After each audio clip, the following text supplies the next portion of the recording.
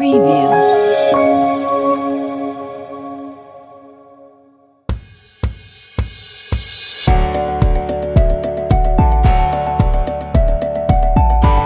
Assalamualaikum warahmatullahi wabarakatuh.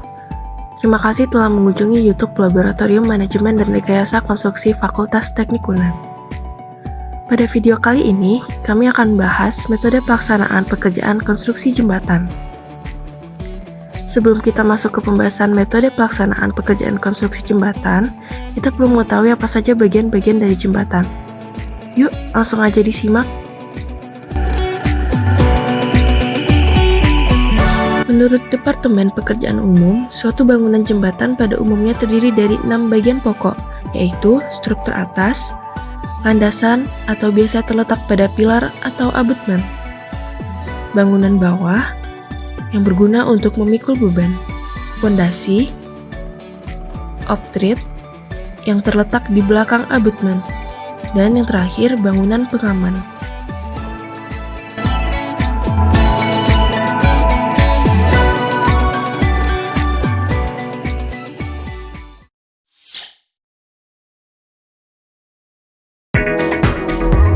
Struktur atas atau superstructure.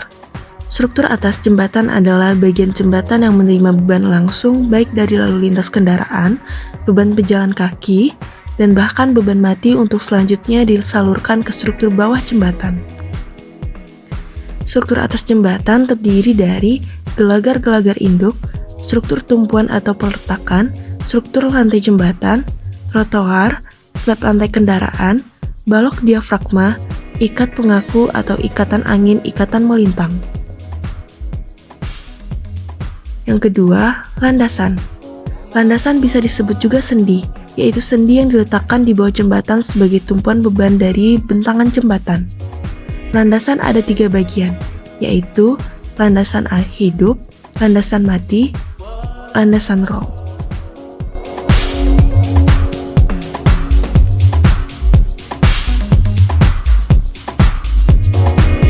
Yang ketiga, struktur bawah atau substructures.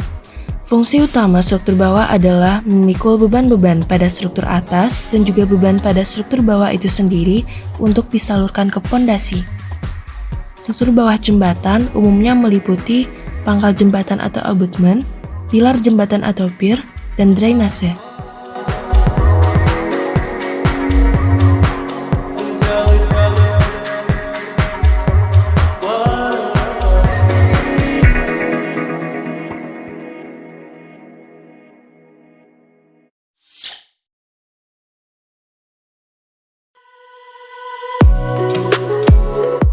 Yang keempat, pondasi. Pondasi berfungsi untuk meneruskan beban-beban di atasnya ke tanah dasar. Berdasarkan sistemnya, tipe pondasi yang dapat digunakan untuk perencanaan jembatan antara lain pondasi telapak atau split footing, pondasi sumuran atau caisson, pondasi tiang atau pile foundation, yang dimana terbagi atas 4, tiang perancang kayu atau log pile, tiang perancang baja atau steel pile, tiang pancang beton atau reinforced concrete pile, tiang pancang komposit atau composite pile.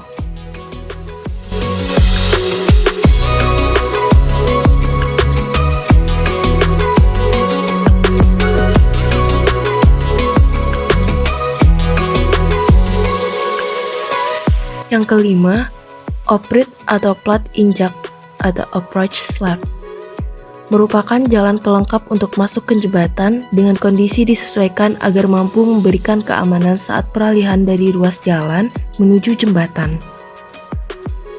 Yang keenam, bangunan pengaman. Bangunan berfungsi sebagai pengaman terhadap pengaruh sungai yang bersangkutan baik secara langsung maupun tidak langsung.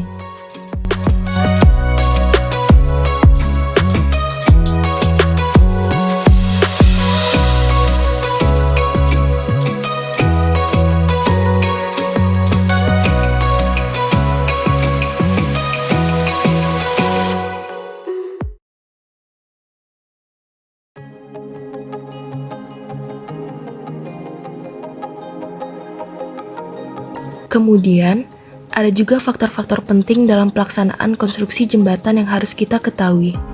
Di antaranya, kondisi medan, tipe alat yang dimiliki, kondisi akses menuju ke proyek, pertimbangan lalu lintas lama, tipe material dan struktur jembatan yang digunakan, apakah baja atau beton, pertimbangan waktu pelaksanaan.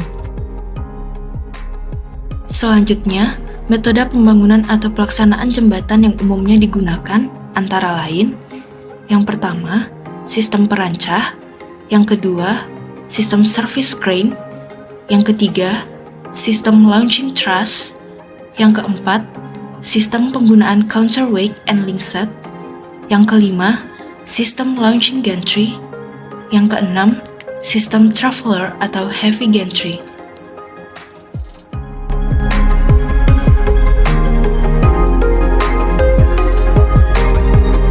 Nah, kita akan bahas yang pertama dulu, yaitu sistem perancah.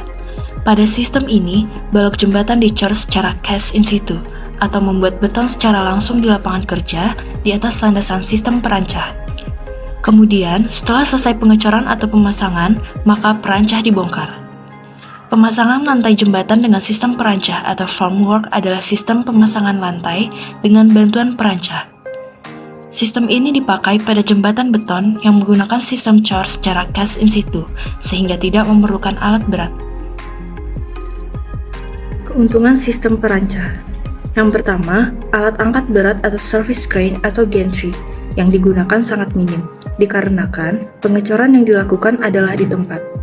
Yang kedua, minimnya biaya erection atau pemasangan, dikarenakan alat angkat berat yang digunakan sangat minim.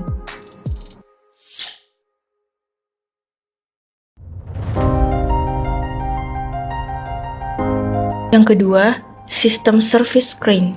Pada sistem ini, pelaksanaan pembangunan jembatan menggunakan alat berat crane sebagai penunjang pembangunan jembatan. Untuk konstruksi jembatan rangka baja, maka sistem penggunaan alat berat yang baik digunakan adalah service crane yang diletakkan di atas ponton atau konvensional gantry. Sistem ini adalah cara paling umum digunakan untuk mengangkat dan memasang batang per batang baja di posisinya. Keuntungan sistem service crane. Yang pertama, produktivitas erection atau pemasangan yang tinggi. Yang kedua, tidak terpengaruh kepada tipe tanah yang ada di bawah lantai jembatan, sehingga tidak perlunya struktur pondasi khusus dan hanya sebatas mampu dilewati untuk manuver alat berat. Kerugian sistem service crane. Yang pertama, penggunaan alat berat seperti ini menuntut biaya tinggi mengingat biaya sewa crane dengan kapasitas angkat tinggi adalah relatif mahal. Yang kedua, perlunya jalan akses atau access road yang memadai untuk mendatangkan peralatan-peralatan terkait yang diperlukan dalam pelaksanaan pekerjaan, termasuk instalasi alat service crane. Selanjutnya yang ketiga adalah sistem launching truss. Pada sistem ini, balok jembatan dicor di salah satu sisi jembatan, kemudian diluncurkan dengan cara ditarik atau didorong hingga mencapai sisi lain jembatan. Pada sistem ini, metode peluncuran atau launching pada konstruksi jembatan biasanya dilaksanakan pada bangunan atas. Untuk bentang lebih dari satu, sistem ini memerlukan bantuan launching nose yang disambung di depan balok untuk mengurangi momen akibat cantilever. Launching nose ini bisa terbuat dari beton maupun baja, namun pada umumnya digunakan baja. Sistem ini disebut sebagai sistem incremental launching. Sistem ini merupakan metode yang aman dan efisien karena pengaruh yang sangat kecil terhadap lingkungan. Keuntungan sistem launching truss. Tidak terpengaruh kepada kondisi di bawah lantai jembatan seperti adanya sungai. Kerugian sistem launching truss. Yang pertama, penggunaan alat berat ini menuntut biaya tinggi. Yang kedua, diperlukan sistem booking alat yang memadai mengingat tipe ini belum banyak dimiliki oleh subkontraktor erection. Yang ketiga, produktivitas sistem lebih rendah dibandingkan sistem service crane, sehingga perlu waktu yang banyak untuk erection truss dan sistem angkat dan menempatkan girder.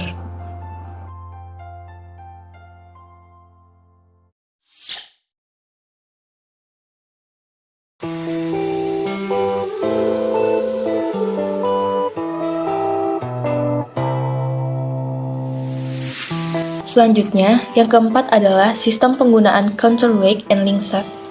Sistem counterweight akan diperlukan jika konstruksi rangka baja dan ekstra beban belum dipasang sehingga sistem cantilever dapat dilakukan. Penggunaan linkset juga dapat dilakukan untuk menghubungkan satu span rangka yang sudah jadi sebagai konstruksi counterweight. Selanjutnya, yang kelima adalah sistem launching gantry. Metode launching gantry adalah metode yang digunakan untuk balok dari hasil precast atau pracetak dan bukan dari hasil pengecoran in situ. Adapun yang dimaksud dengan pengecoran in situ adalah beton yang dibuat dalam pre-casting di lokasi pembangunan. Pada metode ini digunakan satu buah gantry atau lebih yang digunakan sebagai peluncur segmen box girder yang ada. Metode konstruksi jembatan launching gantry biasanya dipakai untuk konstruksi jembatan yang lantai jembatannya berupa struktur beton precast segmental box, sehingga penggunaan alat launching gantry dapat digunakan. Untuk pekerjaan yang lokasi proyeknya berada di pusat kota dan memiliki lalu lintas padat, maka sistem launching gantry sangat efektif digunakan karena mempunyai kecepatan erection atau pemasangan tinggi, dan didukung sistem feeding segmental dari sisi belakang alat. Kelebihan metode launching gantry. Yang pertama, metode launching gantry tidak mengganggu lalu lintas yang berada di bawah pelaksanaan pekerjaan jembatan atau jalan layang.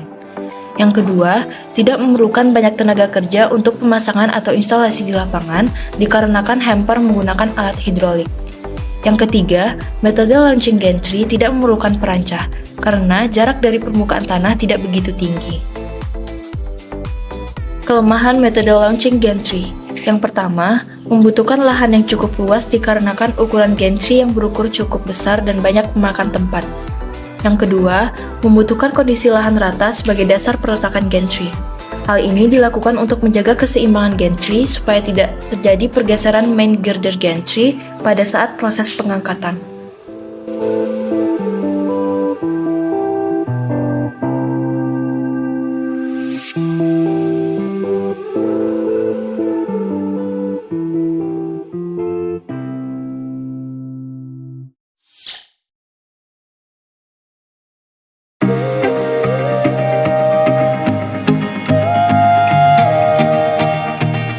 Selanjutnya yang terakhir yaitu sistem traveler atau heavy gantry.